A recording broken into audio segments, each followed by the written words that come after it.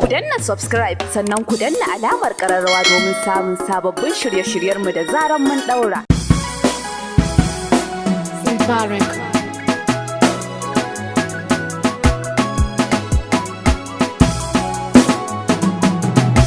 Bana alhaji ƙarya ta kure yau babu sule sai jan ido. Yasa da ake mana an bari je mage ya fado ƙasa. Bana alhaji ƙarya ta kure yau babu sule sai jan ido. Yasa da ake mana an bari je mage ya fado ƙasa.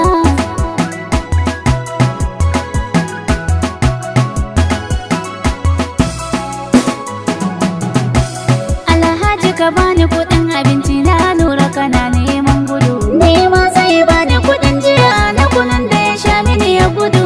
Kai kun hakuri dan annabi ina samu zan aiko muku. Yau ma in na je baskare har itace zan kawo muku. A'a ba mu kuɗin mu kawai mu je su ne annorin duniya. Kai ma lokacin da kake da shi ba ka da ragowa mun sani.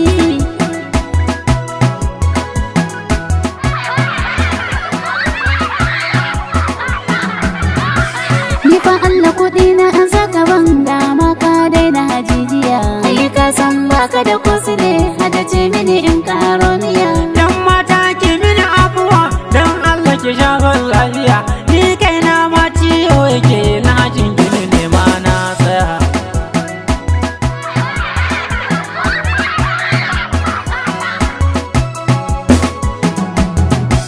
Karfa inda da jin yunwa a nan kun rike ni da zancen duniya. Ku sake ni in je neman kuɗi shine zai fi muku lafiya. Ka biya mu kuɗin mu ka je kawai ba mai tafiya yau mun tsaya. Me ganye kai dan zagayo sanya mini ko na jaka ɗaya. Kar ma ka iso in faɗa maka dan in ya ji ma baya biya.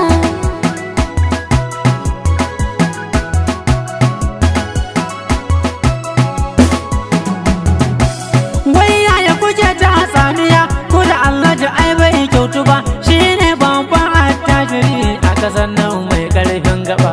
Ai wannan zancen da kake yanzu alhaji kam sai dai haɓa. Mata da san karɓe kuɗin ya faɗa kwata su sun haye.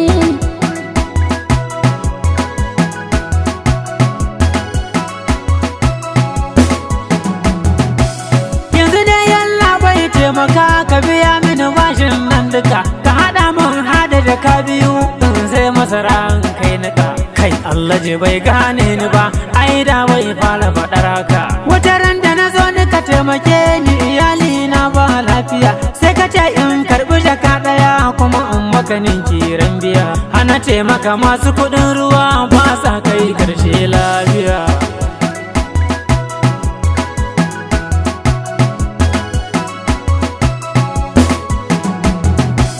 Lallai kuwa manya sun faɗa wai baki da tabbas duniya.